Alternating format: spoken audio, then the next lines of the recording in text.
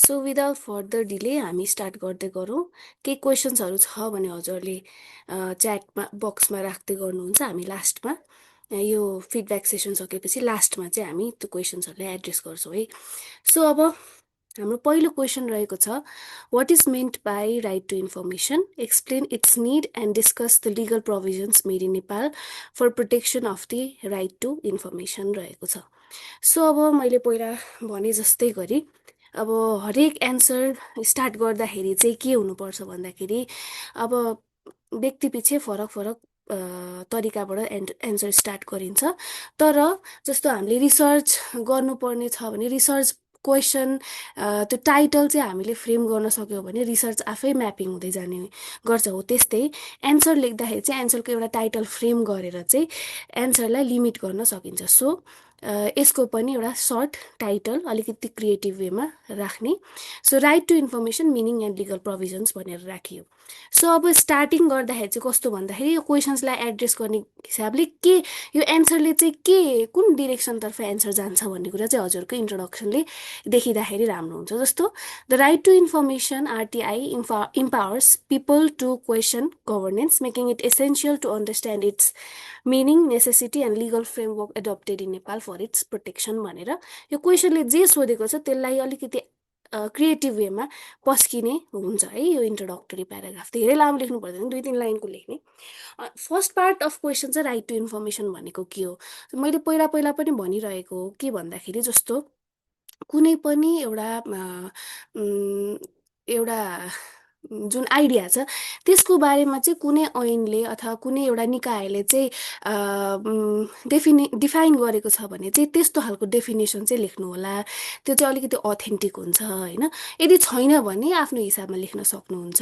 र यदि ठ्याक्कै याद भएन भने चाहिँ त्यो डेफिनेसन जसले गराएको छ त्यसको मेन एलिमेन्ट्सहरू के छ भन्ने कुरा चाहिँ याद गर्नुभयो भने हजुरहरूलाई त्यो लेख्दाखेरि राम्रो हुन्छ है। अब यो राइट टु इन्फर्मेसन सम्बन्धी यो के हो भन्ने कुरा चाहिँ राइट टु इन्फर्मेसन एक्ट 2064 को सेक्सन 2E ले डिफाइन गरेको छ। जस्तो right to question and obtain information of public importance held in public bodies. अर्को छ right to study or observe any written document material held in public body or proceeding of such body, obtain verified कपीको कुरा छ यसमा। अनि visit or observe place where any construction of public importance is going अनको कुरा छ। अर्को verified sample of materials र obtain information held in any type of machine through such machine भनेर यो ऐनले नै व्यवस्था गरेको हो, डिफाइन गरेको कुरा छ है। अब यसको ओरिजिन भनेको स्विडेन्स फ्रिडम अफ प्रेस एक्ट 1766 ले चाहिँ यसको लिगल ग्राउन्ड चाहिँ पहिलोपटक ले डाउन गरेको हो भनेर राखियो।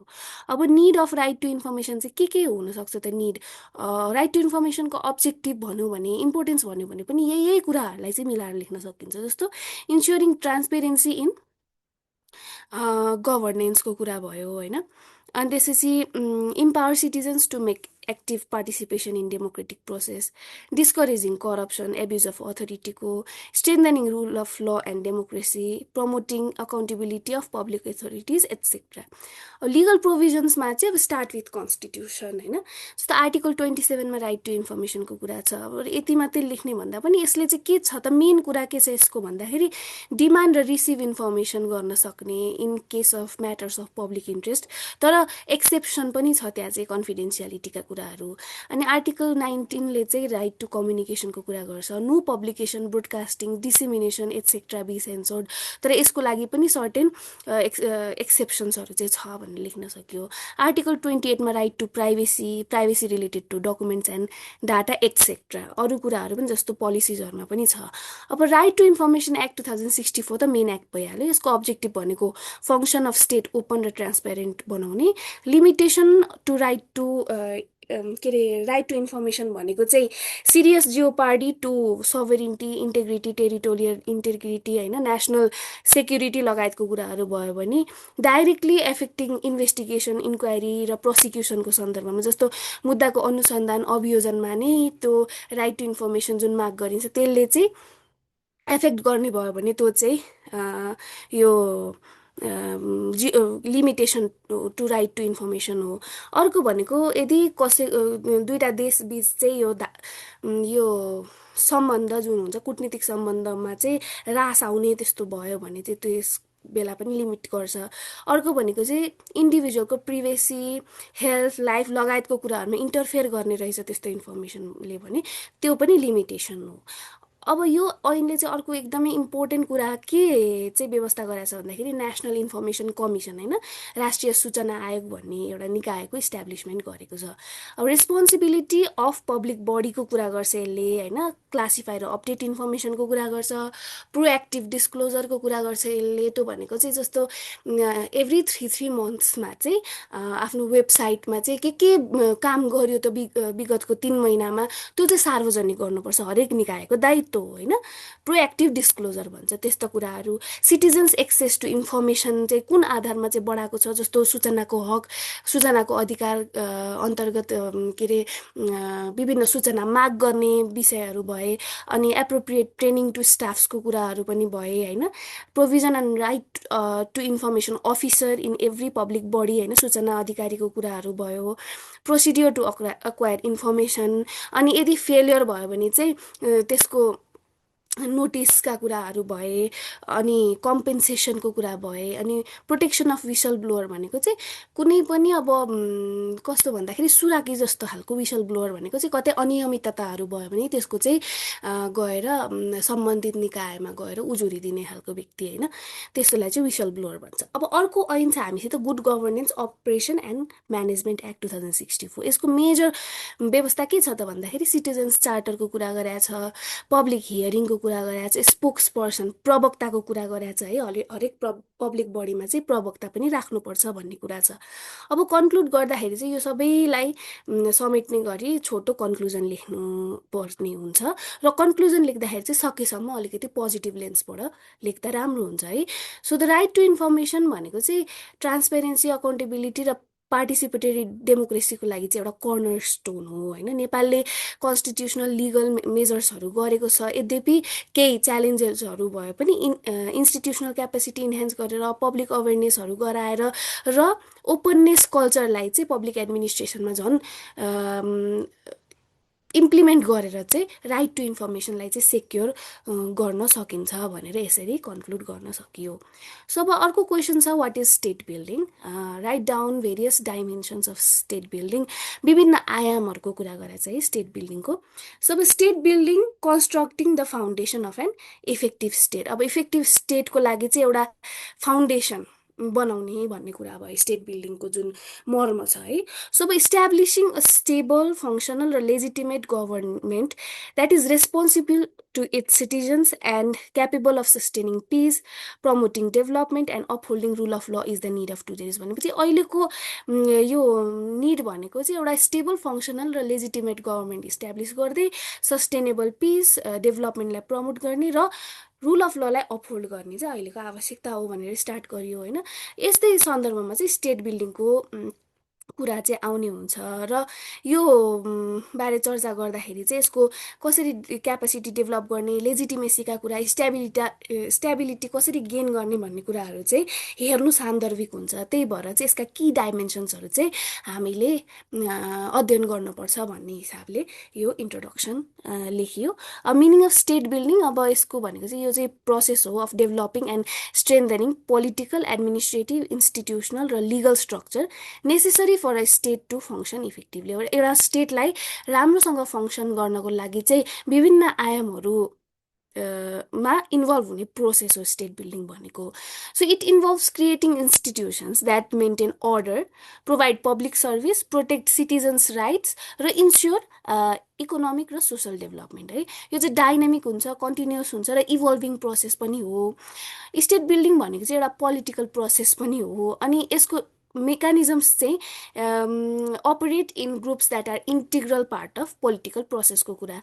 अनि according to a working paper published by the UK government DFID 2008मा स्टेट बिल्डिङका तीनवटा प्रमुख एलिमेन्ट्सहरू हुन्छन्। एउटा पोलिटिकल बिहेभियरको कुरा, अर्को प्रायोरिटाइजेसन अफ की गभर्मेन्टका सर्टेन टास्कहरूलाई प्रायोरिटाइजेसन गर्ने कुरा र जेनरल पिपलको निडहरूलाई एड्रेस गर्ने कुरा चाहिँ यसमा पर्छन् भनेर भनिएको रहेछ। अब डाइमेन्सन्स अफ स्टेट बिल्डिङ के छ त भन्दाखेरि अब पोलिटिकल डाइमेन्सन्स, यसमा लेजिटिमेट पोलिटिकल इन्स्टिट्युसन्सहरू क्रिएट गर्ने, अर्को भनेको भिजनरी लिडरसिप लाई चाहिँ प्रमोट गर्ने, जसले चाहिँ रुल अफ ललाई, जस्टिसलाई, डेमोक्रेसी, गभर्नेन्स, गुड गभर्नेन्स लगायतका प्रिन्सिपल्सहरूलाई चाहिँ प्रमोट गर्न सकोस्। र अर्को भनेको प्रमुख भनेको के हो भन्दाखेरि पोलिटिकल स्टेबिलिटी क्रिएट गर्ने र विभिन्न अब मल्टिपार्टी डेमोक्रेसी भएकोमा विभिन्न पार्टिजहरूको, विभिन्न इन्ट्रेस्ट ग्रुप्सहरूलाई चाहिँ कन्सेन्सस बिल्ड अप गरेर चाहिँ स्टेटको प्रपर फङ्सनिङमा चाहिँ हेल्प गर्ने भन्ने कुरा चाहिँ यो पोलिटिकल डाइमेन्सनले हेर्छ। इकोनोमिक डाइमेन्सन भनेको चाहिँ अब इकोनोमिक इन्फ्रास्ट्रक्चर्स जुन छ तिनीहरूलाई चाहिँ स्टेबल बनाउने, स्ट्रङ गर्ने, जस्तो ब्याङ्क एन्ड फाइनेन्सियल इन्स्टिट्युसन्स भए, इन्डस्ट्रिजहरू भए एट्सेट्रा। अनि अर्को भनेको चाहिँ प्रोडक्सन, प्रोडक्टिभिटी र एट द एन्ड चाहिँ इकोनोमिक डेभलपमेन्टमा चाहिँ वर्क गर्ने भन्ने कुरा भयो। गभर्नेन्स डाइमेन्सनको कुरा जस्तो गुड गभर्नेन्स, सस्टेनेबल डेभलपमेन्ट लगायतका कुराहरूलाई प्रमोट गर्ने। अहिलेका पछिल्ला डेभलपमेन्ट जस्तो ई गभर्नेन्स, एन्टिसिपेटरी गभर्नेन्स भनेको चाहिँ, एन्टिसिपेटरी भनेको चाहिँ पछि के हुनसक्छ त, एउटा कस्तो भन्दाखेरि अलि लङ टर्म सोच्ने खालको गभर्नेन्स भयो। प्रोएक्टिभ गभर्नेन्स भनेको चाहिँ अब आफ्ना गल्तीहरूलाई चाहिँ रियलाइज गरेर राम्रोसँगले काम गर्ने भन्ने कुराहरू भयो होइन। अब लिगल डाइमेन्सन्स भनेको mega policy based on long term एन्टिसिपेसनका कुराहरू भयो भनेपछि एकदमै लङ टर्म सोचेर चाहिँ लजहरू फर्मुलेट गर्ने भन्ने कुरा। अनि अर्को प्रमुख कुरा भनेको चाहिँ के हो भन्दाखेरि लिगल इन्फोर्समेन्टको कुरा चाहिँ मेन भयो। सेक्युरिटी डाइमेन्सन भनेको चाहिँ एउटा well equipped, capable, trained security force develop गर्ने। अर्को भनेको चाहिँ बोर्डर सेक्युरिटी पनि गर्ने। अनि अर्को भनेको चाहिँ हाम्रो सेक्युरिटी डाइमेन्सन्समा एकदमै आइरहने कुरा भनेको चाहिँ ह्युमन राइट सेन्सिटिभिटीको अप्रोच चाहिँ हुनुपर्छ भन्ने कुरा भयो है। सो अब अदर डाइमेन्सन्स चाहिँ के हुनसक्छ त भन्दाखेरि क्यापेसिटी बिल्डिङ डाइमेन्सन। यो चाहिँ एउटा मात्रै डाइमेन्सन होइन, जस्तो धेरैवटा डाइमेन्सन, जस्तो पोलिटिकलमा पनि इकोनोमिकमा पनि त्यहाँ इन्भल्भ भएका स्टेक होल्डर्सको चाहिँ क्यापेसिटी बिल्डअप गर्ने लगायतको कुरा भयो। Regional and international relation dimension भनेको चाहिँ अब यो स्टेट बिल्डिङ भनेको चाहिँ not only a state is involve there, international रिलेसन्सको रिकग्निसनका कुराहरू हुने भएको कारणले गर्दाखेरि चाहिँ बाइलेटरल ट्रेड रिलेटेड कुराहरू होला, अरू इकोनोमिक एक्टिभिटिजहरूको कुरा होला होइन, इकोनोमिक डिप्लोमेसी लगायतका कुराहरू पनि हुने हुनाले चाहिँ रिजनल र इन्टरनेसनल रिलेसनको डाइमेन्सनको कुरा पनि हुन्छ। अर्को भनेको अहिलेको जेनेरेसनमा आइसिटीको डेभलपमेन्टसँगै आइसिटी डाइमेन्सन पनि छ, लगायतका छन्। हजुरले यसमा थपगट गरेर हेरेर रिसर्च गरेर लेख्न सक्नुहुन्छ। अब यसको कन्क्लुजन गर्दाखेरि चाहिँ स्टेट बिल्डिङ भनेको चाहिँ मल्टी डाइमेन्सनल कन्टिन्युअस प्रोसेस हो, जसले चाहिँ के एम गर्छ भन्दाखेरि एउटा क्यापेबल, लेजिटिमेट र स्टेबल स्टेट बनाउनु चाहिँ यसको मुख्य ध्येय हो। अब पोलिटिकल, लिगल, इकोनोमिक लगायतको डाइमेन्सन्सहरू टुगेदर चाहिँ के इन्स्योर गर्छ त भन्दाखेरि इफेक्टिभ गभर्नेन्सलाई र at the end of the day national युनिटीलाई नै यसले इन्स्योर गर्ने यसको प्रमुख लक्ष्य हुन्छ। त्यही भएर चाहिँ स्ट्रङ स्टेट बिल्डिङ भनेको चाहिँ एउटा foundation for a sustainable development and a stronger democracy हो भनेर यसरी अलिकति पोजिटिभ लेन्समा एन्सरलाई कन्क्लुड गर्न सकियो। सो अब हाम्रो अर्को क्वेसन रहेको छ, write down the purpose and principles of UNO and mention its major achievements shortly भनेर भनियो है। सो अब यसको स्टार्ट गर्दाखेरि चाहिँ UNO principles, purpose and action भनेर भनियो। अब यसको इन्ट्रोडक्सनमा चाहिँ युएनओ भनेको चाहिँ 1945मा आफ्टर सेकेन्ड वर्ल्ड वार चाहिँ इस्टाब्लिस भयो टु मेन्टेन इन्टरनेसनल पिस र प्रमोट कोअपरेसन अमङ स्टेट्स। यसको प्रिन्सिपल्स, पर्पोजहरूले चाहिँ एउटा नर्मेटिभ फ्रेमवर्क क्रिएट गर्छ इन्टरनेसनल रिलेसन्समा। र यसको एचिभमेन्ट्स अहिलेसम्म के भयो भन्नेले चाहिँ यसको प्र्याक्टिकल रियलाइजेसन भएको छ कि छैन भन्ने कुरालाई चाहिँ इङ्गित गर्छ। यो पर्पोज र प्रिन्सिपल्स अनुसार काम गरेछ कि छैन भन्ने कुराले चाहिँ हेर्छ भन्ने कुरा भयो। अब पर्पोज अफ युएनओ चाहिँ के छ भन्दाखेरि अब यो कहाँ छ भन्दाखेरि हामीले युएन चार्टरको आर्टिकल 1मा चाहिँ यसको व्यवस्था छ, पर्पोज के हुने युएनओको भन्ने कुरा चाहिँ। सो के छन् त भन्दाखेरि मेन्टेनिङ इन्टरनेसनल पिस र सेक्युरिटीको कुरा, development of friendly relations among nations based on respect for principles of equal rights र सेल्फ डिटर्मिनेसन अफ पिपल। अनि अर्को छ international cooperation in solving economic social cultural र ह्युमेनिटेरियन इस्युज, जसले चाहिँ ह्युमन राइट्सलाई प्रमोट गर्दै रेस्पेक्ट समेत गर्न सकोस्। र अर्को भनेको चाहिँ harmonising action of nation in attainments of and भनेको सबै स्टेटहरूको लगभग उस्तै खालको एक्सन्सहरूलाई चाहिँ हार्मोनाइज गर्ने, उस्तै उस्तै प्रकृतिको चाहिँ गराएर चाहिँ ह्युमन राइट्सलाई at the end of the day protect गर्ने र इन्टरनेसनल पिस र सेक्युरिटीलाई चाहिँ मेन्टेन गर्ने प्रमुख लक्ष्य छ यसको पर्पोज चाहिँ। अब प्रिन्सिपल्स के छ त भन्दाखेरि आर्टिकल 2 मा छ। सो अब सोभरिन इक्वालिटी अफ अल मेम्बर्स, सबै मेम्बर्सहरू जति भूगोलमा साना भए पनि ठुला भए पनि टुक्रे टाक्रे राज्यहरूको एउटा समूह भए पनि जे भए पनि एभ्री स्टेट हेज सोभरिन इक्वालिटी है, त्यो कुरा भयो। अब अर्को छ fulfilment of obligations in good faith. अब आफ्ना अब्लिगेसन चाहिँ गुड फेथमा, कतिपय यो किन भनियो भन्दाखेरि जस्तो कतिपय राष्ट्रहरूले चाहिँ सबै इन्टरनेसनल ट्रिटिजहरू चाहिँ ऱ्याटिफाई नगरेको हुनसक्छ, साइन नगरेको हुनसक्छ, तर पनि यो इन्टरनेसनल अब्लिगेसन चाहिँ गुड फेथमा चाहिँ फुलफिल गर्नुपर्छ भन्ने कुरा हो। यो चाहिँ हाम्रो यसको व्यवस्था कहाँ छ भन्दाखेरि Vienna convention on law of treaties सायद 1969 हो कि कति छ, त्यो एकचोटि हेर्नुपर्छ, 1969 कि 1951 कति छ त्यो हेर्नुपर्छ। त्यसमा चाहिँ यो ट्रिटिजहरू चाहिँ गुड फेथमा अब्जर्भ गर्नुपर्ने भन्ने कुरा छ है। सो अब पिसफुल सेटलमेन्ट अफ इन्टरनेसनल डिस्प्युट्सको कुरा भयो, पेसिफिक मेजर्सहरू छ जस्तो आर्बिट्रेसन कन्सल्टेसन्सहरू यताउति भन्ने छ, त्यो युएन चार्टरमा हेर्न सकिन्छ। अर्को छ प्रोहिबिसन अफ युज अफ फोर्सको कुरा छ, युज अफ फोर्सलाई चाहिँ प्रोहिबिट गर्ने, non intervention in domestic affairs, जति जेसुकै भए पनि एउटा स्टेटले अर्को स्टेटको डोमेस्टिक अफेयर्समा चाहिँ इन्टरभेन गर्न पाउँदैन भन्ने कुराहरू छ।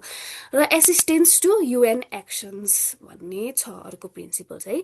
अब यो non intervention in domestic affairs चाहिँ एउटा केस छ आइसिजेले चाहिँ हेरेको, यो निकारागुवा भर्सेस युएसको केसमा चाहिँ युएसले त्यहाँको इन्टरनल वार भएको अवस्थामा चाहिँ इन्टरभिन गर्यो, त्यहाँको त्यो लडाकु खालको एउटा ग्रुपलाई चाहिँ फोर्सेसहरू चाहिँ प्रोभाइड गर्यो भन्ने आधारमा चाहिँ युएसले त्यो निकारागुवाको डोमेस्टिक अफेयर्समा चाहिँ इन्टरभिन गर्यो भनेर चाहिँ उसलाई त्यसमा लायबल बनाएको थियो आइसिजेले होइन।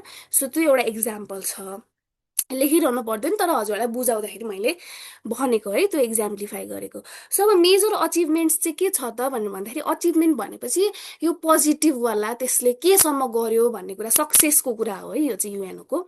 सो अब प्रिभेन्सन अफ ग्लोबल कन्फ्लिक्ट्स भनेको अब outbreak of major world wars चाहिँ गराएको छैन आफ्टर इस्टाब्लिसमेन्ट इन 1945 को कुरा होइन। Through diplomatic channels mediation peace टक्सहरूको लागि चाहिँ ऊ एउटा फोरम बनेको छ। UNO has played helped resolve disputes between nations and reduce टेन्सन्सको कुराहरू पनि एउटा फोरम फर नेगोसिएसन बनेको छ भन्ने कुरा भयो। पिस किपिङ मिसन्स पनि गरेको छ होइन, deployment of peace keeping forces to conflict zones around world such as Cyprus, Congo, Lebanon, South Sudan etcetera. Promotion of disarmaments movement भनेको, डिसआर्मामेन्ट्स भनेको चाहिँ हतियार निहत्था बनाउने क्या, त्यो हतियारको प्रयोग नगराउने भन्ने कुराहरू होइन। हतियार चाहिँ के भन्न सकिन्छ, हतियार चाहिँ लो गराउने भन्ने कुरा होइन। Facilitate international treaties and agreements aimed at reducing nuclear chemical and biological weapons. यो चाहिँ नन प्रोलिफरेसन ट्रिटी भन्ने चाहिँ एनपिटी ट्रिटी चाहिँ जारी गरायो, धेरै मेम्बर स्टेटहरूलाई चाहिँ मेम्बर बनायो, धेरै कन्ट्रिजहरूलाई चाहिँ भन्ने कुराहरू भयो। अब प्रोटेक्टिङ ह्युमन राइट्समा चाहिँ अब युडिएचआर भनेको त अब एउटा ग्लोबल स्ट्यान्डर्ड सेट गरेको छ ह्युमन राइट्समा, लगायतका अरू कोर ह्युमन राइट्स ट्रिटिज अनि त्यसका अप्सनल प्रोटोकल्स लगायतका कुराहरू चाहिँ जेनरल एसेम्ब्लीबाट पास भएर धेरै मेम्बर कन्ट्रिजहरू भएका छन्। सो मोनिटरिङ, अनि त्यति ट्रिटीहरू मात्रै भएन, त्यसका मोनिटरिङ मेकानिजम्सहरू पनि डेभलप गरेका छ होइन, जसले गर्दा चाहिँ त्यसको के अरे इभ्यालुएसन पनि हुन्छ, कतिको इम्प्लिमेन्ट भइरहेको छ, इम्प्लिमेन्टेसन स्ट्याटस देखिने गरी त्यो काम गर्छ। अब ह्युमेनिटेरियन एसिस्टेन्सको कुरा, जस्तो aid to victims of war, natural disasters, famine भनेको भोकमरी है। So through agencies such as UNICEF, UNHCR, world food प्रोग्रामका कुराहरू, अनि सपोर्ट अफ डिकोलोनाइजेसन, जस्तो ट्रस्टीसिप काउन्सिल भन्ने चाहिँ त्यो जुन अर्ग्यान छ त्यसले चाहिँ डिकोलोनाइजेसनमा चाहिँ त्यसको एकदम अग्रता थियो होइन, त्यसको कामै डिकोलोनाइजेसन गर्ने थियो, त्यही म्यान्डेट थियो होइन, जसले चाहिँ यो colonial rule in Africa, Asia, Caribbean लगायतका एरियातिर चाहिँ गरायो। सो यसमा अरू पनि थपगट गरेर लेख्न सकिन्छ है, हजुरहरूले एकचोटि हेर्नुहोला। अब यसको कन्क्लुजन गर्दाखेरि चाहिँ purpose and principles of UNO provide a legal and moral basis for peaceful international relations र global cooperation and its achievements in various sectors demonstrate its practical role in addressing global challenges. त्यही भएर चाहिँ UNO चाहिँ एउटा central pillar हो for peace, cooperation र collective security अहिलेको modern वर्ल्डमा भनेर यसलाई एन्ड गरियो। अब अर्को क्वेसन छ हाम्रो section बीको, distinctions between fundamental rights and human rights, propose measures required to ensure the protection and promotion of human rights in Nepal भन्ने कुराहरू छ। अब fundamental rights versus human rights, distinctions and protection measures भन्यो। अब human rights र fundamental राइटले चाहिँ यो इन्डिभिजुअल लाइफ, लिबर्टी र डिग्निटीका कुराहरूलाई चाहिँ सेप गर्ने गर्छ होइन, जहाँ चाहिँ स्टेटको रेस्पोन्सिबिलिटी पनि त्यसले देखाउँछ। अब यसको डिफ्रेन्सेसहरू चाहिँ ट्रेस गर्दै यसले चाहिँ के आइडेन्टिफाई गर्छ भन्दाखेरि नेपालले चाहिँ के गर्न सक्छ ह्युमन राइट्सलाई इफेक्टिभली स्ट्रेन्थेन गर्नलाई भनेर यसरी स्टार्ट गर्यो। You are very free to write this होइन। सो अब डिफ्रेन्सेस बिट्विन फन्डामेन्टल राइट्स र ह्युमन राइट्स के हुन् त भन्दाखेरि, जस्तो फन्डामेन्टल राइट्स भनेको चाहिँ which is fundamental to the life of citizens of a country होइन, एउटा कन्ट्रीको सिटिजन्सको लाइफसँग सम्बन्धित कुराहरू भए, त्यसलाई रेगुलेट गर्ने सम्बन्धित कुरा भयो भने ह्युमन राइट्स भनेको चाहिँ every human being irrespective of their status, nationality भन्ने कुराहरू भयो होइन। अब फन्डामेन्टल राइट्स भनेको चाहिँ that are derive from the constitution of a country, for example नेपालको कुरा भयो भने। ह्युमन राइट्स भनेको चाहिँ derive from international conventions, universal प्रिन्सिपल्सका कुरा भए, applicable only to the constitutional system है फन्डामेन्टल राइट्स भने। ह्युमन राइट्स भनेको चाहिँ भर्च्यु अफ ह्युमन बिङको आधारमा चाहिँ अप्लाई गर्छ। कन्स्टिट्युसन यो फन्डामेन्टल राइट्स चाहिँ अलिकति लिमिटेड इन स्कोप, बिकज एउटा पर्टिकुलर कन्ट्रीको कन्स्टिट्युसनको आधारमा चाहिँ फन्डामेन्टल राइट डिटरमाइन हुन्छ भने ह्युमन राइट्स चाहिँ वाइडर स्कोप हुन्छ। फन्डामेन्टल राइट्स स्पेसिफिक, डिटेल र स्टेट फोकस्ड हुन्छ भने ह्युमन राइट्स चाहिँ ब्रोड, युनिभर्सल र ग्लोबली रिकगनाइज भयो। अब फन्डामेन्टल राइट्स चाहिँ restricted at the time of क्राइसिसको कुरा, जस्तो फ्रिडम अफ एसेम्ब्ली भने। ह्युमन राइट्स चाहिँ एक्टिभ राइट्स हो, नो रेस्ट्रिक्सनको कुराहरू भयो, जस्तो राइट टु लाइफ, लिबर्टीका कुराहरू भए। डाइरेक्टली इन्फोर्सेबल थ्रु कोर्ट्स हुन्छ फन्डामेन्टल राइट्स भने। ह्युमन राइट्स चाहिँ enforcement depends on national commitment र international monitoring, but it is a challenge अहिले पनि। सो आर्टिकल 46 कन्स्टिट्युसनल रेमेडीको कुरा गर्छ होइन, आर्टिकल 133, 144 का कुराहरू छन् फन्डामेन्टल राइट्समा। अब फन्डामेन्टल राइट्स भनेको चाहिँ एउटा कन्स्टिट्युसनल ड्युटी अफ स्टेट हो भने यो ह्युमन राइट्स प्रोटेक्सन भनेको चाहिँ इट्स मोरल अब्लिगेसन जेनेरली चाहिँ। अब ऱ्याटिफिकेसनहरू गयो भने इन्टरनेसनल लिगल अब्लिगेसन पनि हुन्छ। अब मेजर्स टु इन्स्योर प्रोटेक्सन र promotion of human rights in नेपालको सन्दर्भमा चाहिँ के हुन्छ भन्दाखेरि, पहिलो त लिगल रिफर्मकै कुराहरू भए, अब alignment of laws with international अब्लिगेसन्सका कुराहरू भए होइन, formulation and implementation of fundamental rights under article 47 of the कन्स्टिट्युसनका कुरा। अझै पनि सबै जस्तो संविधान जारी भएको 3 वर्षभित्रमा चाहिँ यो यसलाई चाहिँ कार्यान्वयन गर्ने खालका कानुनहरू बनाउनुपर्छ भन्दाखेरि अझै पनि स्पष्ट कानुनहरू बनिसकेको अवस्था छैन, इन्टरनेसनल अब्लिगेसन फुलफिल गरेर बनिसकेका अवस्था छैन भनेर कति इस्युजहरू रेज भइरहन्छ होइन। सो त्यो चाहिँ हेर्नु पर्यो। इन्स्टिट्युसनल रिफर्म्सका कुराहरू भयो, जस्तो एनएचआरसीलाई चाहिँ स्ट्रेन्थेन गर्ने, यसको अटोनोमीमा क्यापेसिटी रिसोर्सेस एनएचआरसी भनेको नेसनल ह्युमन राइट्स कमिसनको कुरा भयो। अनि रिपोर्टिङ मेकानिजम्स पनि टाइमली गर्ने, जस्तो कुनै कुनै ट्रिटीको चाहिँ 2-2 वर्षमा गर्नुपर्ने हुन्छ रिपोर्टिङ, कुनैको चाहिँ 4-4 वर्षमा हुन्छ।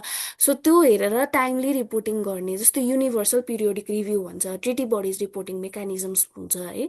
अब एक्सपान्सन अफ सर्भिसेसको कुरा, जस्तो इम्पार्सियल इन्भेस्टिगेसन अफ भायोलेसन, जस्तो यो बेपत्ता पारिएका व्यक्तिको छानबिन आयोग, ट्रुथ एन्ड रिकन्सिलिएसन लगायतका छन् नि इन्स्टिट्युसन, यिनीहरूको चाहिँ इम्पार्सियल इन्भेस्टिगेसन चाहिँ प्रमोट गर्ने अनि भिक्टिम्सलाई चाहिँ पुनर्स्थापन गर्ने भन्ने अझै पनि च्यालेन्जेस छ। त्यस्तो चाहिँ एक्सपान्ड गर्नुपर्छ services. Promotion of victimology in justice system, victim पर्सपेक्टिभको जस्टिस सिस्टम चाहिँ हुनु भन्ने कुरा भयो। क्यापासिटी बिल्डिङको कुरा भयो, जस्तो यो ल इन्फोर्समेन्ट अफिसियल्स चाहिँ को हुन्छन् त भन्दाखेरि पुलिस हुन्छन् होइन, पुलिस यो सुरक्षा निकायहरू हुने हुन्छन् अनि अफिसियल्सहरू हुने हुन्छन्। यिनीहरूलाई चाहिँ ह्युमन राइट्स सेन्सिटिभ अप्रोचबाट चाहिँ ट्रेनिङहरू दिनु पर्यो। चेन्जिङ ट्रेन्ड्स अफ भायोलेसन, जस्तो since society is forever changing, crime criminal एक्टिभिटिजहरूको मोड अफ अपरेसन पनि चेन्ज भइरहन्छ। सो त्यो अनुसारको चाहिँ यो चेन्जिङ डाइमेन्सन्स के छ त्यो स्टडी गरेर त्यो सेन्सिटिभ अप्रोचबाट चाहिँ उनीहरूलाई ट्रेनिङहरू गर्नुपर्ने रेगुलर खालको भन्ने कुरा भयो। ह्युमन राइट्स एजुकेसन चाहिँ स्कुल लेभल पेडागोजी भनेको चाहिँ सब्जेक्ट करिकुलाबाट नै दिनु पर्यो। अनि एड्रेसिङ इमर्जिङ कन्सर्न्स, जस्तो ensuring data privacy, cyber security, surveillance सिस्टमहरू चाहिँ स्ट्रेन्थेन गर्नु पर्यो। Necessary laws and cyber and ICT issues etcetera. अब कन्क्लुड गर्दाखेरि चाहिँ human dignity requires more than just a constitutional promise. कन्स्टिट्युसनले जति प्रमिस गरे पनि त्यसको इम्प्लिमेन्टेसन भएन भने त्यसको कुनै पनि काम हुँदैन नि त। सो त्यही भएर clearly understanding the difference between human rights, fundamental rights होइन, and enforcing the systems that safeguard them, Nepal can move toward a society where every individual not only has rights but can truly enjoy them भन्ने कुरा भयो। So everything lies upon enforcement of laws, law in एक्सनको कुरा भयो। So mention the major sources of laws and write about the problems observed in the federal law making process in Nepal भन्यो होइन। अब sources of law and federal law making challenges in Nepal भन्यो। So laws are instruments through which the state regulates society and ensures justice. Understanding the source of law clarifies its foundation. So the source of law ले चाहिँ के दिन्छ त भन्दाखेरि legal foundation चाहिँ के हो भन्ने कुरा थाहा हुन्छ र च्यालेन्जेसहरू चाहिँ एक्जामिन गर्दाखेरि चाहिँ यो प्र्याक्टिकल डिफिकल्टिजहरू चाहिँ के छन् भन्ने पत्ता लाग्छ र त्यसले गर्दाखेरि चाहिँ लिगल प्रिन्सिपल्सलाई चाहिँ इफेक्टिभ गभर्नेन्समा ढाल्नको लागि चाहिँ के कस्तो कामहरू गर्नुपर्ने रहेछ भन्ने कुरा चाहिँ फाइन्ड आउट गर्न सकिन्छ भन्ने कुरा भयो। अब मेजर सोर्स अफ ल भने कन्स्टिट्युसनको कुरा भयो, लेजिस्लेसनको कुरा भयो, रुल्स एन्ड रेगुलेसन्सको कुरा भयो, प्रेसिडेन्टको कुरा भयो है। अब कन्स्टिट्युसन त फन्डामेन्टल ल अफ ल्यान्ड हो, अलिकति लेखियो। अब लेजिस्लेसन भनेको चाहिँ प्रमुख होइन, प्यारेन्ट एक्टको कुरा भयो है, संसदबाट पारित भएको।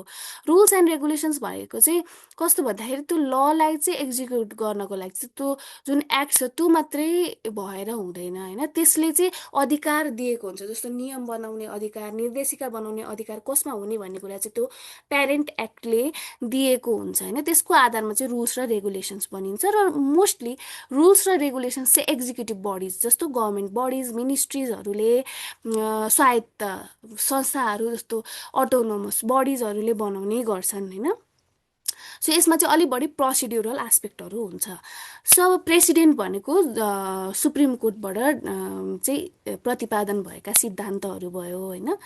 सो अब कस्टम भनेको चाहिँ अब पहिलेदेखि परापूर्वकालदेखि चलिआएको प्र्याक्टिसेसहरू हो र अहिले चाहिँ त्यसले लिगल भ्यालिडिटी पनि पाएको अवस्था छ भने त्यो प्रचलनमा आउँछ र त्यो चाहिँ लको एउटा प्रमुख स्रोत हुन्छ। कन्भेन्सन र ट्रिटिजहरू पनि हुन्छ, जसलाई चाहिँ केले भन्छ भन्दाखेरि यो ट्रिटी एक्ट 2047 जुन छ नेपालको, त्यसको सेक्सन 9(1) ले भन्छ, जहाँ चाहिँ ट्रिटी स्याल बी अप्लाइड एज स्टेट ल रेटिफिकेसन गरेमा भन्ने कुरा भयो होइन। अर्को छ प्रोफेसनल ओपिनियन, स्कलरली राइटिङ्स जस्तो academic commentaries, expert writings that assist in legal इन्टरप्रिटेसन्सहरूको कुराहरू भयो। इक्विटी, जस्टिस, गुड कन्सायन्सहरूका कुराहरू भयो, गुड प्र्याक्टिसेसका कुराहरू भयो। जस्तो अरू देशहरूमा चाहिँ सर्टेन कुराको लागि एउटा प्र्याक्टिस भइसक्यो, नेपालमा त्यो भएको छैन बाहिरको सिको गरेर नेपालमा कतिको माटो सुहाउँदो ल बनाउन सकिने अवस्थाहरू भयो। त्यो चाहिँ गुड कन्साइन्स, गुड फेथ होइन, गुड प्र्याक्टिसेसको आधारमा डेभलप गर्ने त्यो भयो। अब प्रब्लम्स इन फेडरल ल मेकिङ चाहिँ के छ त भन्दाखेरि, जस्तो प्रि लेजिस्लेटिभ फेज, ल मेकिङको तिनवटा फेज हुन्छ। एउटा प्रि लेजिस्लेटिभ, एउटा लेजिस्लेटिभ होइन, तर्जुमा पूर्वको फेज प्रि लेजिस्लेटिभ, तर्जुमाको स्टेज लेजिस्लेटिभ, र पोस्ट लेजिस्लेटिभ भनेको तर्जुमा पछिको अवस्था है। अब प्रि लेजिस्लेटिभ फेजमा चाहिँ के छ अन्त प्रब्लम्स भन्दाखेरि, प्रब्लम आइडेन्टिफिकेसनमा नै इस्युज हुन्छ। जस्तो multiple amendments to federal civil initial अब्जेक्टिभ्सहरूमा चाहिँ क्ल्यारिटी नभएको कारणले गर्दाखेरि एकदमै धेरैचोटि यो डिस्कस हुँदा हुँदा पनि अझैसम्म पनि आइसकेको छैन भन्ने कुरा भयो। अब concept paper making is disastrous, lack of legal research. जस्तो ल मेकिङमा चाहिँ के हुन्छ भन्दाखेरि, कन्सेप्ट पेपर अवधारणा पत्र बनाउनु पर्ने अवस्था हुन्छ। सो त्यो अनिवार्य हुन्छ। त्यसमा चाहिँ एकदमै रिसर्च बेस्ड नेपालको प्र्याक्टिस के छ, किन आवश्यकता छ, त्यो कानुन इन्टरनेसनल प्र्याक्टिसेसहरू के छ लगायतका धेरै विषयहरू समावेश गरेर डेभलप गर्नुपर्ने हुन्छ। तर त्यहाँ चाहिँ एकदमै रिसर्च नगरिकन ल्याइएको जस्तो देखिन्छ। सो विक स्टेक होल्डर कन्सल्टेसनको कुरा भयो, टाइम प्रेसर र पोलिटिकल अर्जेन्सीका कुराहरू भए, bills are rushed due to political commitments rather than preparedness भन्ने कुरा भयो। अब लेजिस्लेटिभ फेजमा चाहिँ पोलिटिकल पोलराइजेसनको कुराहरू भए, पार्टी राइभलरीका कुरा भए ड्युरिङ डिस्कसन र प्यासेज अफ बिल्स। अब आवश्यक छ त्यो कानुन भन्ने थाहा हुँदाहुँदै पनि पोलिटिकल त्यो राइभलरी चाहिँ डिस्कसन र प्यासेज अफ बिल्सको बेलामा देखाएर चाहिँ त्यो रोक्ने भन्ने कुराहरू भयो। विकर पार्लियामेन्ट्री स्क्रुटिनी भनेको पार्लियामेन्ट्री त्यो सर्भिलेन्सहरू चाहिँ कम भएको देखियो। फ्रिक्वेन्ट युज अफ अर्डिनेन्स, जसले चाहिँ के गर्छ, रेगुलर लेजिस्लेटिभ प्रोसिडरलाई चाहिँ बाइपास गर्ने गर्छ। कुनै काम गराउनको लागि ल्यायो, 60 दिनभित्र गरायो, त्यसपछि कि अर्डिनेन्स अब 60 दिनपछि त खारेज हुन्छ, त्यस्तो गराउने, कुनै काम गर्नको लागि ल्याउने, त्यस्तो खालको अवस्थाले चाहिँ लेजिस्लेटिभ प्रोसिड्योरलाई चाहिँ बाइपास गर्ने अवस्थाहरू छ। Lack of coordination in houses होइन, प्रोलङ्ड लेजिस्लेटिभ प्रोसेसको कुरा, अनि लिमिटेड टेक्निकल एक्सपर्टिजको कुराहरू, member of parliament often lack legal drafting एक्सपर्टिजहरूको कुरा, जुडिसियल इन्टरप्रिटेसनहरू पछि आवश्यक पर्ने हिसाबको एम्बिगियस प्रोभिजन्सहरू राखिदिने गर्छन् लिगल ड्राफ्टिङको एक्सपर्टिज नभएको कारणले भन्ने कुराहरू भयो। पोस्ट लेजिस्लेटिभ फेजमा चाहिँ delay in law making, rules र regulations, acts remain ineffective without subordinate legislation. जस्तो एउटा ऐन ल्यायो, अब त्यसलाई चलायमान बनाउनको लागि त त्यसको अझै रेगुलेसन्सहरू ल्याउनु पर्ने हुन्छ नि त, किनकि ऐनमा तोकिए बमोजिम भनेर लेखा हुन्छ। अब केमा तोकिए बमोजिम, सो त्यसले गर्दाखेरि चाहिँ के हुन्छ भन्दाखेरि रुल्स एन्ड रेगुलेसन्स धेरै पछि मात्रै ल्याइदिने, त्यस्तो कारणले गर्दाखेरि चाहिँ एक्ट चाहिँ छ तर एक्सनमा ल्याउनलाई समस्या छ भन्ने कुराहरू छ। जस्तो ग्याप्स इन इम्प्लिमेन्टेसनको कुरा, जस्तो प्रोभिन्सेस र लोकल बडिजहरू चाहिँ ल्याक क्यापासिटी र क्ल्यारिटी, ऐनहरू कानुनहरू त धेरै ल्याएको छ प्रोभिन्स र लोकल बडिजले, तर त्यो चाहिँ अब क्यापासिटी क्ल्यारिटी बिनाको त्यस्तो देखिन्छ। अब कपी र पेस्टहरू भएको पनि देखिन्छ, जसले गर्दाखेरि त्यस्तो एक्जिक्युसनमा समस्या देखिन्छ। सो यस्तो समस्या छ अहिले चाहिँ ल मेकिङमा। अनि जुडिसियल च्यालेन्जेसहरू पनि छ, कन्स्टिट्युसनल इन्कन्सिस्टेन्सी को कन्स्टिट्युसनली इन्कन्सिस्टेन्ट कानुनहरू बनाएको अवस्थाहरू पनि छ, जस्तो प्रोभिन्सेस लोकल लेभल्सहरूले। सो विक मोनिटरिङ र evaluation, lack of proper review of law effectiveness after इम्प्लिमेन्टेसनका कुराहरू लगायतका कुराहरू छन्। हजुरहरूले यसमा थप गरेर लेख्न सक्नुहुन्छ। अब यसको कन्क्लुजनमा जाँदाखेरि चाहिँ लिगल सिस्टमले चाहिँ मल्टिपल सोर्सेसबाट डिराइभ गरेको हुन्छ, ranging from constitution and statutes to international law. तर फेडरल ल मेकिङ प्रोसेसमा चाहिँ अहिले च्यालेन्जेसहरू छ विभिन्न प्रकारको, तर effective consultation, capacity building, technical expertise लगायतको कुराहरूलाई चाहिँ इन्हान्स गर्न सकियो भने चाहिँ एउटा स्मुथ र क्रेडिबल ल मेकिङ प्रोसेसतर्फ हामी जान सक्छौँ भन्ने कुराहरू राख्न सकियो, पोजिटिभ लेन्समा देखिन्छ। अब हजुरहरूले क्वेसन्सहरू त राख्दै हुनुहुन्छ, यो लास्टमा हामी एकैचोटि यो हेरौँ है। सो अब अर्को छ define E governance. How does it help promoting good governance in public sector organization? Justify भनेर भन्यो है. So e-governance, a digital pathway to good governance in public sector. So with enhancement of information communication technology, गभर्मेन्टहरूले चाहिँ अब digital टुल्सहरू एडमिनिस्ट्रेसनमा र service डेलिभरीमा चाहिँ adapt गरिरहेको अवस्था छ होइन. यो चाहिँ अब अहिलेको चाहिँ आवश्यकता पनि हो. अनि through various digital platforms traditional public service चाहिँ अझै एसेसेबल, स्ट्रिमलाइन र रेस्पोन्सिभ बनाउने एउटा क्रम जारी छ भन्ने कुरा भयो. यही सन्दर्भमा चाहिँ ई गभर्नेन्स चाहिँ ठोकिन जान्छ. हामी ई गभर्नेन्समा ठोकिन जान्छौँ भनेर यसरी इन्ट्रोड्युस गरियो. अब ई गभर्नेन्सको मिनिङतर्फ जाँदाखेरि चाहिँ यो चाहिँ use of information and communication technology to enhance and streamline delivery of government services, improve citizens engagement, fosters government processes र प्रोसिड्युर्स भन्यो. सो यसले चाहिँ के को इन्टरेक्सनलाई चाहिँ हेर्छ त, यसले के इन्क्लुड गर्छ त भन्दाखेरि गभर्मेन्ट टु सिटिजनको इन्गेजमेन्ट पनि हुन्छ होइन. गभर्मेन्टले सिटिजनलाई सर्भिस डेलिभरी गर्छ. अब गभर्मेन्ट टु बिजनेसको कुराहरू भए जस्तो ट्याक्सका कुराहरू हुन्छन्, रेजिस्ट्रेसनका कुराहरू हुन्छन् होइन. अनि उनीहरूलाई सब्सिडीहरू दिनुपर्ने अवस्था भयो भने त्यो कुराहरू भए होइन. धेरै कुराहरू चाहिँ यसमा आउँछ. अनि government itself through and within government भनेको गभर्मेन्ट टु गभर्मेन्टको त्यो लिङ्कको कुरा पनि ई गभर्नेन्सले चाहिँ समेट्छ थ्रु इलेक्ट्रोनिक मिन्सको कुरा.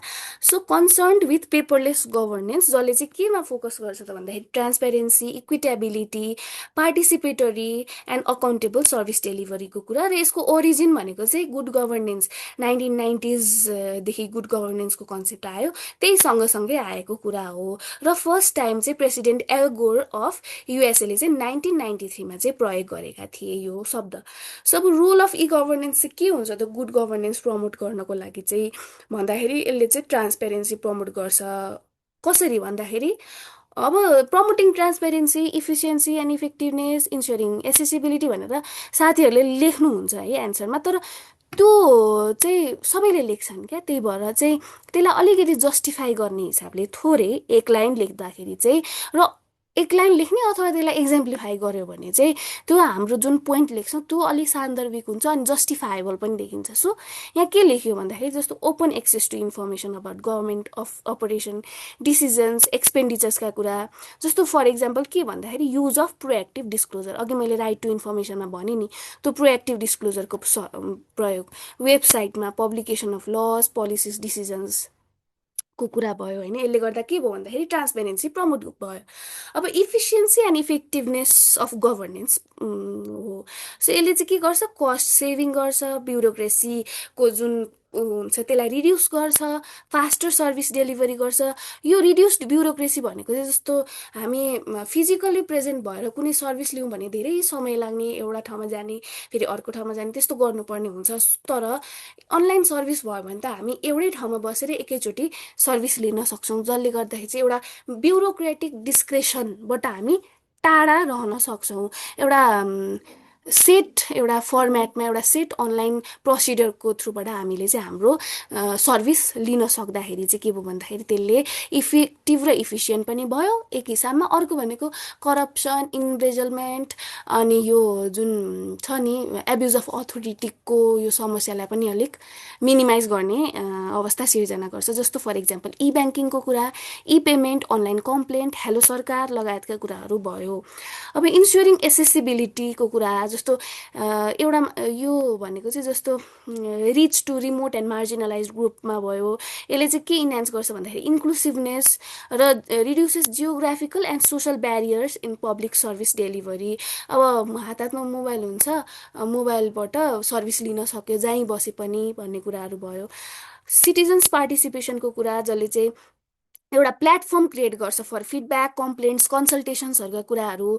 अनि यसले चाहिँ के गर्छ त भन्दाखेरि एउटा पार्टिसिपेटरी गभर्नेन्सलाई पनि प्रमोट गर्ने हुन्छ र सिटिजन्सलाई चाहिँ एउटा डिसिजन मेकिङ प्रोसेसमा पनि चाहिँ समावेश गर्छ भन्ने कुरा। अब रुल अफ ल र फेयरनेसको कुरा, जस्तो स्ट्यान्डर्डाइज डिजिटल प्रोसिजरले चाहिँ के मिनिमाइज गर्छ भन्दाखेरि एउटा डिस्क्रिसनरी पावर अफ अफिसियल्सलाई चाहिँ मिनिमाइज गर्छ।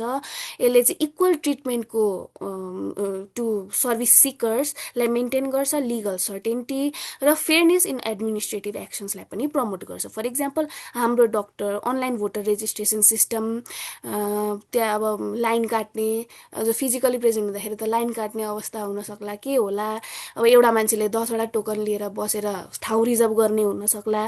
सो त्यस्तो खालको चाहिँ अनियमितताहरू चाहिँ नहुन सक्ने भयो होइन। त्यसले गर्दाखेरि चाहिँ एउटा रुल अफ ल, फेयरनेस लगायतको कुराहरूलाई चाहिँ मेन्टेन गर्ने भयो। अनि इट अल्टिमेटली प्रमोट्स गुड गभर्नेन्सको कुरा भयो। अब इको फ्रेन्डली प्र्याक्टिसेस अहिलेको अवस्थामा चाहिँ हाम्रो गुड गभर्नेन्समा अब 8वटा कोर पिलर्सहरू छन्, तर यसका अतिरिक्त अरू पनि के छ भन्दाखेरि इको फ्रेन्डली प्र्याक्टिसेसहरू पनि अहिलेको अवस्थामा एउटा गुड गभर्नेन्सको एउटा राम्रो गभर्नेन्सको एउटा फ्रेमवर्कभित्र पर्ने कुरा भनेको चाहिँ इको फ्रेन्डली प्र्याक्टिसेस पनि हो। जस्तो ई गभर्नेन्सले चाहिँ at the end of the day paperless गभर्मेन्टलाई चाहिँ प्रमोट गर्ने गर्छ, जसले गर्दाखेरि चाहिँ यो पल्युसनका कुराहरू यताउतिलाई पनि र वेस्टेजलाई पनि मिनिमाइज गर्ने काम गर्छ। अकाउन्टेबिलिटीको कुरा छ, जस्तो डिजिटल रेकर्ड्स ट्र्याकिङ सिस्टमहरू भइसकेपछि त अब त्यो फाइल म्यानेजमेन्ट जस्तो झन्झटिलो भएन नि त, त्यो त अनलाइन सेफ हुन्छ र त्यसको ट्र्याकिङ मेकानिजम पनि सजिलो हुन्छ र यसले चाहिँ गभर्मेन्ट अफिसियल्सलाई चाहिँ आफ्नो एक्सन्सप्रति एन्सरेबल पनि बनाउन सक्छ भन्ने कुरा भयो। अनि उनीहरूको पर्फर्मेन्सको मोनिटरिङ पनि गर्ने गर्छ। अब यस्तै कुराहरू हजुरले थपघट गरेर लेख्न सक्नुहुन्छ। अब कन्क्लुजनमा चाहिँ ई गभर्नेन्स भनेको चाहिँ एउटा टेक्नोलोजिकल रिफर्म मात्रै नभएर एउटा एडमिनिस्ट्रेटिभ रिफर्म पनि हो, जसले चाहिँ एउटा पब्लिक सेक्टर अर्गनाइजेसन्सलाई चाहिँ ट्रान्सफर्म गर्दै रेस्पोन्सिभ र पिपल सेन्ट्रिक इन्स्टिट्युसन क्रिएट गर्नलाई मद्दत गर्छ। At the end of the day यसले चाहिँ गुड गभर्नेन्सलाई प्रमोट गर्छ भनेर लेख्न सकेँ। यहाँ मैले अलिकति छुट्याइछु, हजुरहरूले त्यसरी लेख्न सक्नुहुन्छ है। अब अर्को क्वेसन छ हाम्रो, पब्लिक सर्भिस चार्टर भनेको के हो, what do you understand by this, र यसको ओरिजिनप्रति एउटा लाइट प्रकाश पार्दै evolution how it supports service डेलिभरीलाई पनि चाहिँ स्पष्ट पार्नुहोस् भनेको छ है। अब public service charter promise to performance, अब यसले पब्लिक सर्भिस चार्टरले प्रमिस एउटा सर्टेन कुरा प्रमिस गर्छ र यसले चाहिँ पर्फर्मेन्सको लागि चाहिँ एउटा प्रमिस गर्ने हुन्छ है। So modern public administration emphasizes not only authority but also responsibility towards citizens. अब पब्लिक सर्भिस चार्टर भनेको चाहिँ एउटा टुल हो जसले चाहिँ relationship between the state and service सिकर्सलाई चाहिँ झन् क्ल्यारिफाई गर्छ विदिन सर्टेन सर्भिस स्ट्यान्डर्ड्स। यसको ओरिजिन र evolution explains how it has strengthen service delivery in public institutions भनेर लेखियो। अब अन्डरस्ट्यान्डिङ पिएससी भन्दाखेरि यो चाहिँ फर्मल डकुमेन्ट हो जसले चाहिँ राइट्स रेस्पोन्सिबिलिटिज चाहिँ के हुन्छ भन्ने कुरा अफ इभन सिटिजन्स र पब्लिक अफिसियल्स भन्ने कुरा हो as the standard of service डेलिभरीको कुरा गर्छ। यो चाहिँ एउटा कमिटमेन्ट पेपर पनि हो जुन चाहिँ पब्लिक बडीले इस्टाब्लिस गरे हुन्छ, जहाँ चाहिँ उनीहरूको सर्भिस के हुने, त्यसको डिस्क्रिप्सन अफ सर्भिस स्ट्यान्डर्डका कुरा, cost, time, place, responsible officers, यदि त्यो चाहिँ समयमा चाहिँ पूर्ति गरेनन् भने त्यसको कम्पेन्सेसन मेजर्सहरू के हो लगायतका धेरै कुराहरू चाहिँ त्यहाँ छन्। सो इसेन्सियली चाहिँ यसले 3वटा सीका कुराहरू चाहिँ हेर्छ। जस्तो एउटा भनेको customer driven service standard. So service सिकरको पर्सपेक्टिभबाट चाहिँ सर्भिस स्ट्यान्डर्ड सेट गर्छ। अर्को भनेको communication of standard to public, एउटा स्ट्यान्डर्डलाई चाहिँ पब्लिकमा कम्युनिकेट गर्ने इन्फर्म गर्ने एउटा टेक्निक हो यो भनेको चाहिँ एउटा फर्मल डकुमेन्ट हो। अर्को भनेको चाहिँ control while delivering service. Control भनेको चाहिँ स्ट्यान्डर्ड एउटा स्ट्रिमलाइन सेट गरेपछि त्योभन्दा बाहेक गएर चाहिँ काम गर्न नमिल्ने र यदि त्यो बमोजिम भएन भने चाहिँ त्यो ओमिसन गरेको अवस्थामा चाहिँ सजाय गर्ने हो कि कम्पेन्सेट गर्ने हो कि त्यस्ता लगायतका कुराहरू कन्ट्रोल का कुराहरू चाहिँ यसले हेर्छ। अब ओरिजिन के हो भन्दाखेरि जस्तो मैले यहाँ इन्टरनेसनल्ली कसरी ओरिजिनेट भयो र नेपालको सन्दर्भमा चाहिँ कसरी ओरिजिनेट इभल्भ भयो भन्ने कुराहरू राखेको छु। जस्तो सिटिजन चार्टर चाहिँ जोन मेजरले 1991 युकेमा इन्ट्रोड्युस गरे, युएसमा 1993 मा भयो, फ्रान्समा 1992, क्यानाडामा 1995 मा चाहिँ सर्भिस स्ट्यान्डर्ड इनिसिएटिभको थ्रुबाट चाहिँ स्टार्ट भयो। नेपालमा चाहिँ high level administrative reform commission 2048ले चाहिँ एउटा recommended for setting standard for चार्टरका कुरा गरे। अनि अर्को एउटा छ यो control of corruption recommendation committee 2056ले चाहिँ यो recommended to enforce it through justice for voiceless and income for indigent प्रोग्रामबाट चाहिँ यसलाई इन्फोर्स गर्ने एउटा रिकमेन्डेसन दियो र यो चाहिँ 2061बाट इम्प्लिमेन्ट भयो र त्यसको इम्प्लिमेन्टेसनलाई चाहिँ झन् एउटा आधिकारिकता चाहिँ good governance operation and management act 2064ले दियो।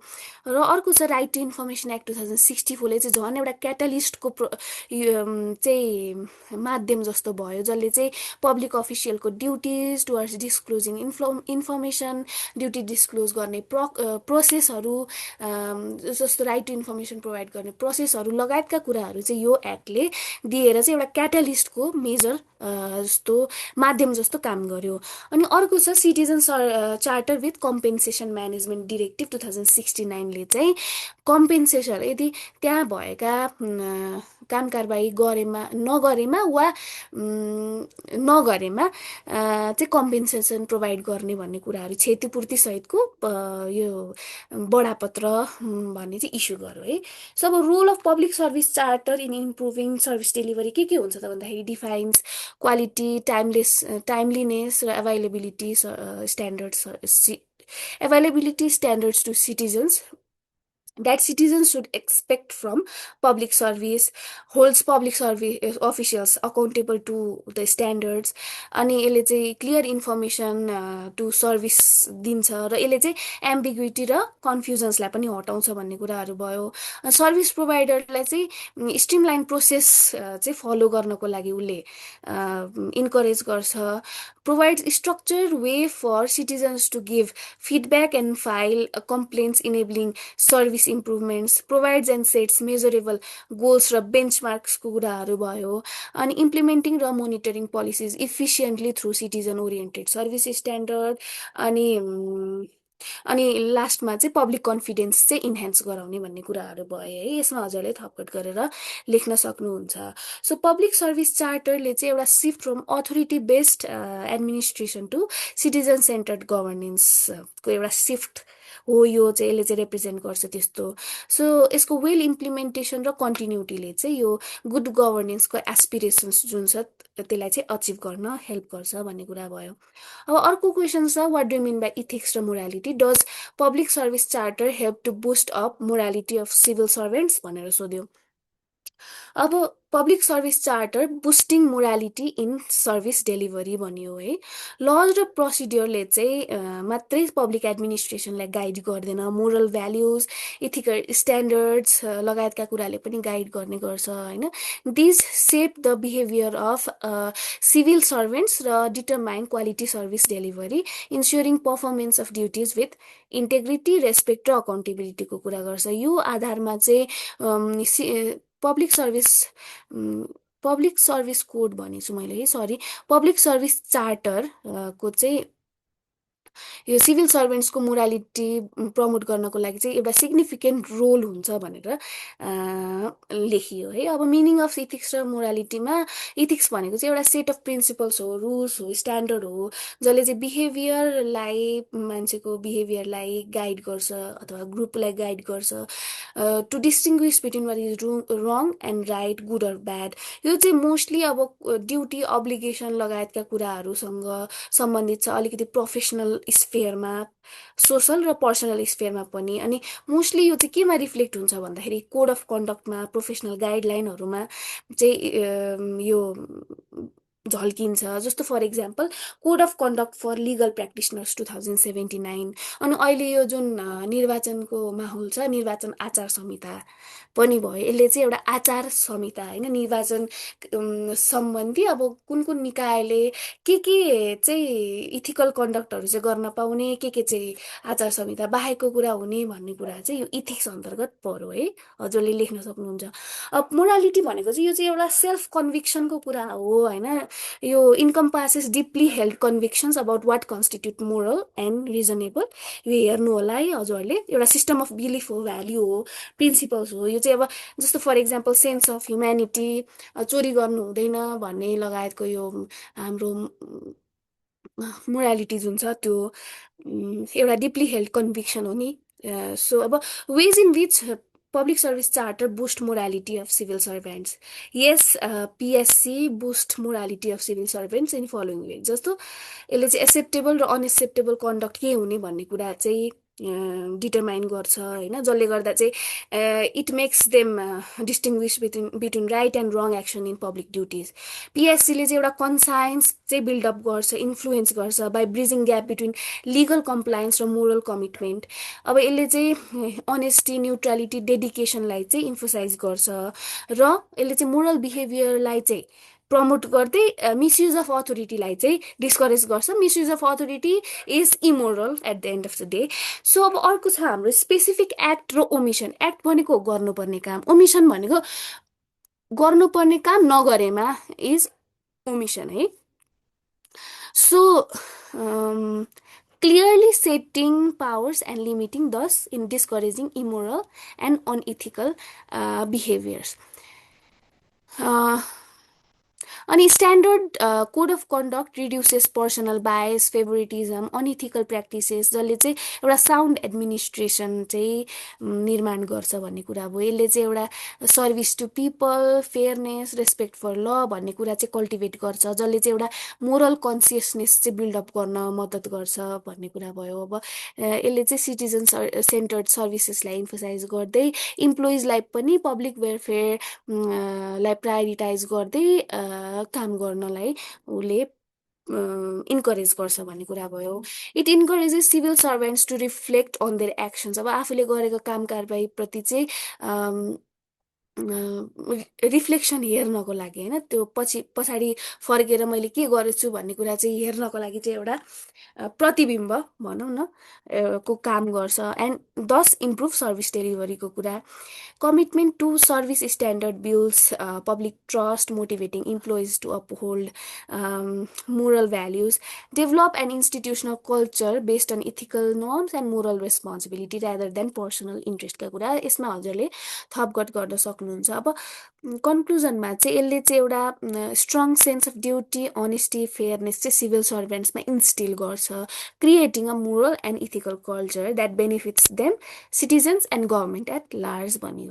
सो अब अर्को क्वेसन छ हाम्रो इन्टरनल र फाइनल अडिट्स भनेको के हो, major cause of growing problem of irregularity भनेको बेरुजु, अनि what reforms do you think are necessary to address them भन्ने कुराहरू भयो। अब problem of irregularity and need for audit. Internal र फाइनल अडिट भनेको चाहिँ एउटा क्रिटिकल टुल हो जसले चाहिँ ट्रान्सपेरेन्सी, अकाउन्टेबिलिटी र पब्लिक रिसोर्सेसको प्रपर युजलाई चाहिँ इन्स्योर गर्छ।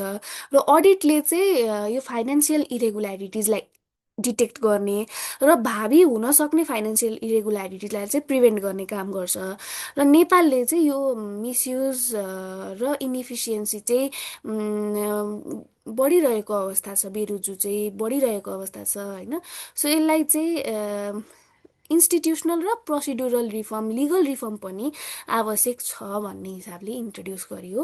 अब अन्डरस्ट्यान्डिङ इन्टरनल र फाइनल अडिटको कुरा। अब इन्टरनल अडिट भनेको चाहिँ यो चाहिँ एउटा इन्डिपेन्डेन्ट अब्जेक्टिभ एस्योरेन्स हो, कन्सल्टिङ एक्टिभिटी हो जुन चाहिँ अर्गनाइजेसनभित्रै गरिन्छ to accomplish its objective by evaluating and monitoring the effectiveness of risk management, control र गभर्नेन्स प्रोसेस। यसको मेजर पर्पज भनेको चाहिँ operational efficiency, identifying risk, irregularities and excess, internal control, अर्गनाइजेसनभित्रको कन्ट्रोल, फाइनेन्सियल कन्ट्रोल लगायतका कुराहरू परे। अब फाइनल अडिट भनेको चाहिँ एउटा independent examination of companies financial records conducted after the accounting period closes, focusing on final financial statements to ensure accuracy and compliance by an external auditor। जस्तो internal अडिटमा चाहिँ अर्गनाइजेसनभित्रकै अकाउन्टेन्टहरूले गर्न सक्छन् होइन, तर इन्डिपेन्डेन्ट प्रोसेसको थ्रुबाट, अथवा अरू कसैलाई हायर गरेर पनि गराउन सक्छ internal audit.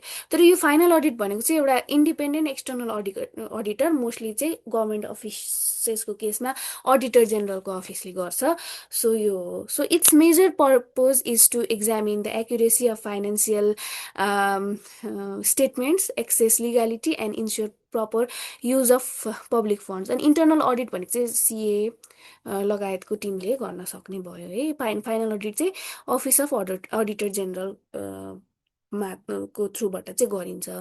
So major causes of irregularity in Nepal भन्यो। अब इरेगुल्यारिटी भनेको चाहिँ के हो भन्दाखेरि चाहिँ जब फाइनेन्सियल ट्रान्ज्याक्सन्स चाहिँ प्रिभेलिङ लज अनि अथवा त्यो प्रोसिड्योर जे भनेको छ त्यसको आधारमा गरिँदैन, नन कम्प्लायन्ट हुन्छ, र इम्प्रपरली रेकर्ड गरेको अवस्था हुन्छ, त्यस्तो बेला चाहिँ बेरुजु हुने गर्छ। र यो बारे चाहिँ financial procedure and fiscal accountability act 2076ले चाहिँ व्यवस्था गरेको छ, डिफाइन गराएको छ भनेर लेखियो।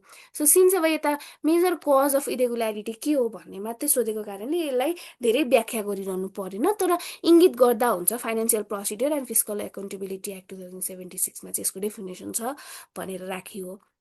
अब यसको रिजन्स चाहिँ के छ त भन्दाखेरि जस्तो फ्रिक्वेन्ट चेन्ज इन गभर्मेन्टका कुराहरू, अनि न्युट्रालिटी, पोलिटिकल न्युट्रालिटी ह्याम्पर भएका कुरा, कमिटमेन्टमा ह्रास आएको कुराहरू भयो, विक रिवार्ड र पनिसमेन्ट सिस्टमका कुरा भयो, अनि इथिक्स र इन्टिग्रिटी चाहिँ डिक्लाइन भएको अवस्था भयो, financial losses due to erroneous decisions, negligence, unnecessary purchase, प्रोक्योरमेन्टका कुरा भयो, poor internal control, poor record keeping, अनि डिजिटाइजेसनको पनि कमीले गर्दाखेरि यो ट्र्याकिङ चाहिँ गतिलो भएन भने पनि हुन्छ, मिसयुज अफ फन्डका कुराहरू भयो, इन्क्रिज करप्सनका कुरा, फेभरेटिजमका कुरा, अनसेटल्ड एडभान्सेसका कुराहरू भए होइन, लिमिटेड पब्लिक एक्सेस टु इन्फर्मेसनका कुरा, विकर रिपोर्टिङ सिस्टमका कुरा एट्सेट्रा, अनि फ्रेगमेन्टेड ओभरसाइट मेकानिजम्सहरूका कुराहरू पनि भए। अब रिफर्म्स चाहिँ के हुनसक्छ भन्दाखेरि गुड गभर्नेन्सलाई प्रमोट गरेर गर्न सकियो, फाइनेन्सियल म्यानेजमेन्ट इन्फर्मेसन सिस्टमलाई चाहिँ डेभलप गर्ने, स्ट्रेन्थेन गर्ने भयो, अडिटको स्कोप चाहिँ पोलिसी म्याटर्समा पनि गराए हुने, अनि इम्प्लिमेन्ट अडिट स्ट्यान्डर्ड्स रिपोर्टको कुरा, settlement of arrears with performance evaluation, जस्तो यो सेटलमेन्ट जुन छ एरियर्सहरूको चाहिँ पर्फर्मेन्स इभ्यालुएसनसँग चाहिँ लिङ्क गराइदियो भने चाहिँ व्यक्तिले त मोटिभेट हुन्छ नि त काम गर्नको लागि चाहिँ।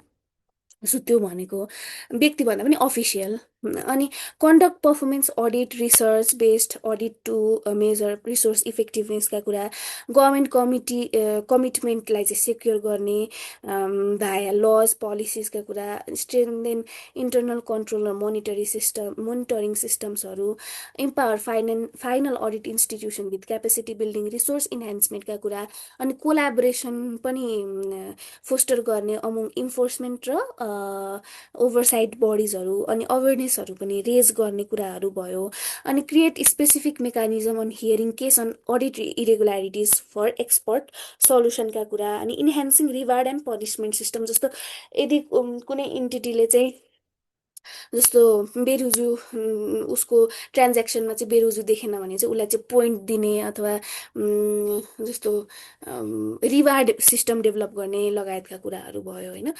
कन्क्लुजनमा चाहिँ अब इफेक्टिभ इन्टरनल अडिट र फाइनल अडिटले चाहिँ फाइनेन्सियल इरेगुल्यारिटिजलाई प्रिभेन्ट गर्नलाई हेल्प गर्छ, अनि अडिट इन्स्टिट्युसन्सलाई स्ट्रेन्थेन गरेर, ट्रान्सपेरेन्सीलाई प्रमोट गरेर, क्यापेसिटी बिल्डिङमा फोकस गरेर, टेक्नोलोजीको युजलाई चाहिँ अझै लेभरेज गरेर कन्ट्रीले चाहिँ एउटा करप्सन र मिसम्यानेजमेन्टलाई रिड्युस गर्दै एउटा अकाउन्टेबल र इफिसियन्ट युज अफ पब्लिक रिसोर्सेसलाई चाहिँ इन्स्योर गर्न सक्छ भनेर एन्ड गरियो।